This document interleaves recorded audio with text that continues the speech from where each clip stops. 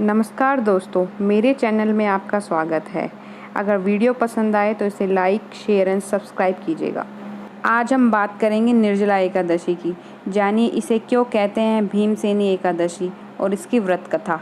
साल भर में जितनी भी एकादशी व्रत अनुष्ठान होते हैं, निर्जला 11 उसमें से सब में से सबसे भीष्म लेकिन सबसे श्रेष्ठ और उत्तम फल देने वाली मानी गई है। निर्जला एकादशी व्रत ज्येष्ठ मास की तपती दोपहर में मनुष्य को प्यास का अनुभव कराता है।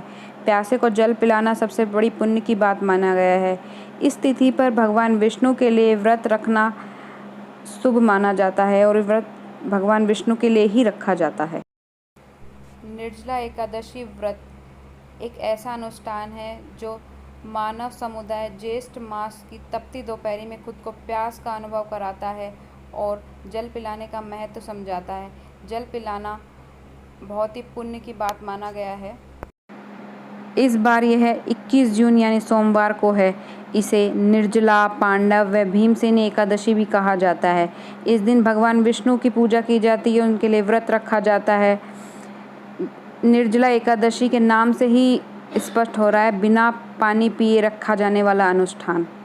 महाभारत में भीम ने एकादशी व्रत के संबंध में वेद व्यास जी से कहा था, मैं एक दिन तो क्या एक समय भी खाने के बिना नहीं रह सकता हूँ।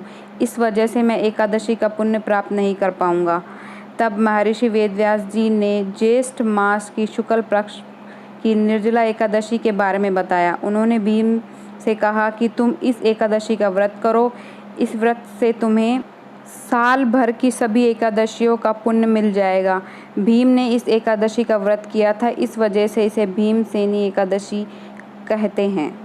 इस दिन भगवान विष्णु की पूजा करने के बाद जो प्राकृतिक रूप से शीतलता प्रदान करते हैं, उन चीज़ों का दान करना चाहिए। जैसे मिट्टी का कलश, घड़े, सुराही आदि में जल भरकर दान करें और शीतलता प्रदान करने वाले फल, मौसमी फलों का दान भी करना चाहिए। ज्येष्ठ माह के शुक्ल पक्ष की एकादशी को माँ गायत्री का जन्म हुआ था। आज के दिन माँ गायत्री की जयंती भी है। मान्यता है कि ऋषि विश्वामित्र ने गायत्री मंत्र को इस तिथि पर पहली बार बोला था। इसके बाद से ही ज्येष्ठ माह की पवित्र एकादशी को गायत्री जयंती मनाई जाती है। चारों वेदों, स्तुतियों और पुराणों में माँ गायत्री को माना गया है, इसलिए गायत्री माता को वेद माता भी कहते हैं। गायत्री माता की पूजा ब्रह्मा, विष्णु, महेश तीनों भगवान करते हैं। माता गायत्री ज्ञान की देवी हैं।